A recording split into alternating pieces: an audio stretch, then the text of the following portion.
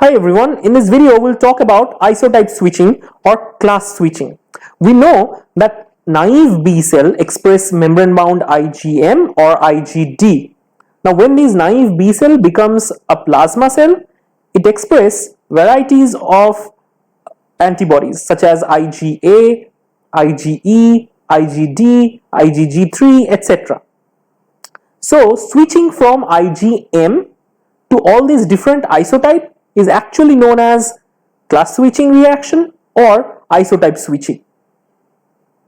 So naive B cell has two type of membrane bound antibodies expressed, membrane bound IgM and IgD. But when this naive B cell encounters a pathogen, it gets activated. When it encounters the pathogen, it displays the antigen on its surface with the help of class 2 MHC molecule. This is recognized by a T helper cell, or the subspecies is known as follicular T cell, and this T cell would give rise to specific signaling that ultimately leads to the activation of the naive B cell.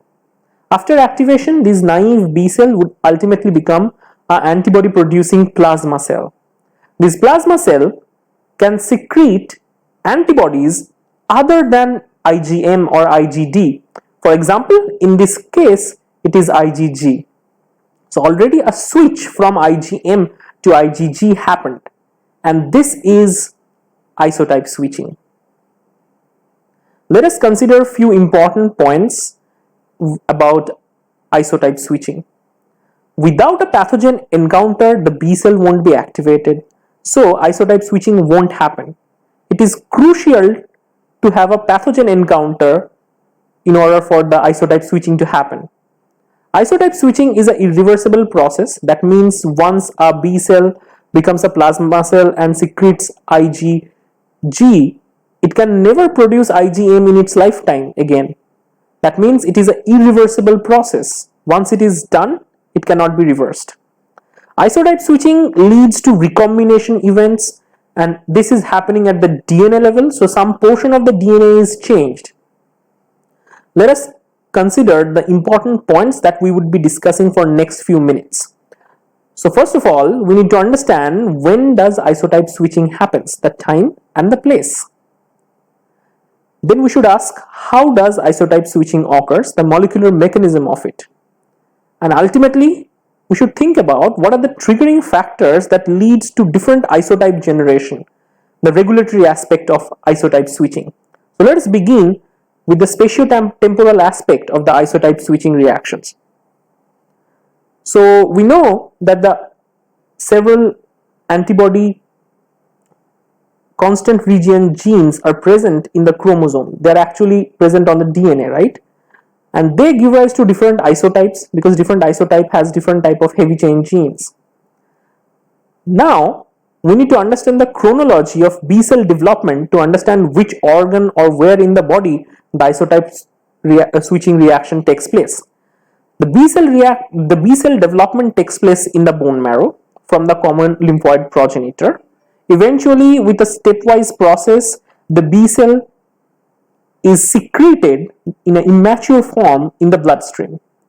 If we follow the B cell in the bloodstream, it ultimately moves to the lymph node, and inside the lymph node it can interact with antigen presenting cells, right? And it can interact with the T cells. T cell interaction actually activates these B cells. Once the B cells are activated, they would proliferate and they would increase in their number. Now in that situation, few changes would happen. First is known as somatic hypermutation, which selects the high affinity antibodies. A B cell which has low affinity antibodies on its surface, it would eventually die. But a B cell which has high affinity antibody on its surface would survive, and next step would happen. The next step is actually class switching. In the class switching reaction, a portion of the heavy chain constant region gene would be recombined out, leading to production of specific isotype. In this example, from IgM, IgG isotype would be produced, and certain plasma cells would be generated which are IgG producing factories or maybe IgA producing factories, and this process is class switching. So clearly we understand class switching happens in the lymph node and when B cell encounters a pathogen. So the spatiotemporal aspect is pretty clear. Now let us move on to the second point. How does isotype switching occurs, the molecular mechanism of it? In order to understand, let us look at in a portion of the chromosome 14 where we find the heavy chain gene of the antibodies. We can see it has the heavy chain variable region and the heavy chain constant region. And preceding each constant region elements, there are switch regions which are very important for recombination event. The key enzyme associated with this recombination process is activity-induced deaminase. Now this is a deaminase enzyme which works in a complex mechanism and leads to double-strand break in these switch regions.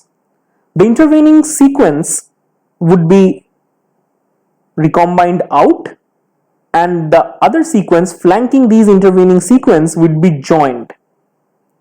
Now the sequence which would be joined would have the VDJ, the variable region, and the constant region. The excised region would be ultimately degraded, but now from this region, the recombined region, mRNA would be generated and ultimately it would lead to production of an antibody. Let's try to understand the mechanism in bit more details. Let us look at the switch region. Switch region has 4 unit repeats and several hundreds of these repeats, AGTC, which can bind to or which can be acted upon by the activity-induced deaminase. Let us consider the transcription event happening in this region, in the switch region. While the RNA polymerase is transcribing this region, AID can also scan this region and deaminate several cytidine residue and convert them into uracil residues. Now DNA don't have uracil residues, right? It would be treated as an error. So it would be acted upon by another enzyme known as uridine DNA glycosylase. So it would remove the uridine residues and eventually lead to a break in the DNA. The repair machinery can recognize these double-strand breaks and would try to join the breaks. And the intervening sequence would be removed and thereby this recombined constant and the variable regions would be produced, which would ultimately lead to production of a certain isotype. But there are so many constant regions, right? How it is determined that which isotype to be formed in which conditions? In order to understand, let us try to analyze the regulatory aspect. So here is our naive B cell which would encounter a pathogen and display its antigen on a class 2 MHC. Ultimately, it would interact with the T cell, and there are several interactions which we need to consider. First, there is CD40 ligand and CD40 mediated interaction, and second, there is cytokine mediated interaction. T cells can secrete cytokines. In this particular example, it is secreting interferon gamma. Now let us look at the big picture. So after CD40 and CD40 ligand interaction, there would be activation of NF-kappa beta pathway. And also the interferon gamma would be recepted by interferon gamma receptor and STAT1 would be generated. STAT1 and NF-kappa B selectively binds upstream switch region of C gamma 2A, and thereby it triggers the recombination event in this particular location, not in any other random location. That tells us that the process of isotype switching or the decision that which isotype would be made is kind of dependent upon cytokines that are secreted by the T cells. And if you change the cytokine, different kind of isotypes can be generated, at least in an in vitro situation. It has been seen when interleukin 4 is added with naive B cell, it can generate IgG1 or IgE subtypes.